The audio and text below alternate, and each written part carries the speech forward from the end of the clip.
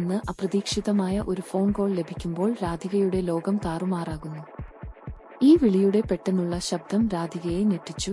അവളുടെ സംയമനം നഷ്ടപ്പെടുത്തുന്നു. സംഭാഷണത്തിന്റെ ഗൗരവത്തെക്കുറിച്ചോ അതിനോട് ബന്ധപ്പെട്ട വികാരങ്ങളെക്കുറിച്ചോ സൂചന നൽകുന്നു.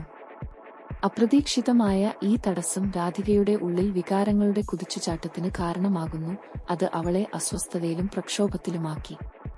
ഈ വിനാശകരമായ കോളിനെ തുടർന്ന് ഗീതുവിന്റെ വീട്ടിലേക്ക് മടങ്ങുന്നതിന് പിന്നിലെ നിഗൂഢതയുടെ ചുരുളഴിയാൻ ലക്ഷ്യമിട്ട് ഗീതുവിനെ അഭിമുഖീകരിക്കുമ്പോൾ രാധികയുടെ മേൽ സംശയത്തിന്റെ ഒരു തിരമാല അലയടിക്കുന്നു.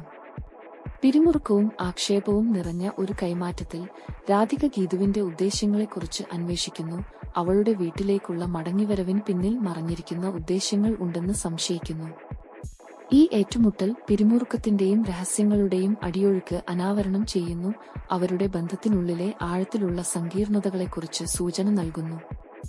രാധികയുടെ വിഷമിപ്പിക്കുന്ന ഫോൺ കോളിന്റെയും ഗീതുവുമായുള്ള അവളുടെ തുടർന്നുള്ള ഏറ്റുമുട്ടലിന്റെ കഥാസന്ദർഭങ്ങൾ പിരിമുറുക്കവും വൈകാരിക പ്രക്ഷുബ്ധവും നിറഞ്ഞ ഒരു ആഖ്യാനത്തിന്റെ കാതൽ രൂപപ്പെടുത്തുന്നു.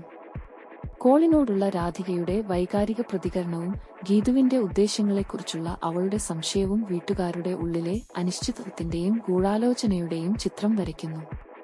ബന്ധങ്ങൾ, വികാരങ്ങൾ, മറഞ്ഞിരിക്കുന്ന ഉദ്ദേശ്യങ്ങൾ എന്നിവയുടെ സങ്കീർണതകളിലേക്ക് ആഖ്യാനം കടന്നുപോകുന്നു. രാധികയുടെ വിഷാദാവസ്ഥയും സംശയങ്ങളും പിരിമുറുക്കത്തിന്റെയും പ്രതീക്ഷയുടെയും പാളികൾ കൂട്ടിച്ചേർക്കുന്നു. പ്രേക്ഷകരെ അവരുടെ പരസ്പര ബന്ധങ്ങളുടെ സങ്കീർണമായ ചലനാത്മകതയിലേക്ക് ക്ഷണിക്കുന്നു.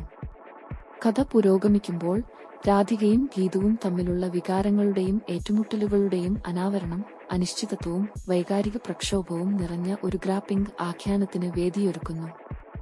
രാധിക, ഗീതു, വിജയലക്ഷ്മി എന്നിവരുടെ ചലനാത്മകതയെ പുനർനിർമ്മിച്ചേക്കാവുന്ന വെളിപ്പെടുത്തലുകൾക്കും പ്രമേയങ്ങൾക്കും വേണ്ടി ആകാംക്ഷയോടെ കാത്തിരിക്കുകയാണ് പ്രേക്ഷകർ.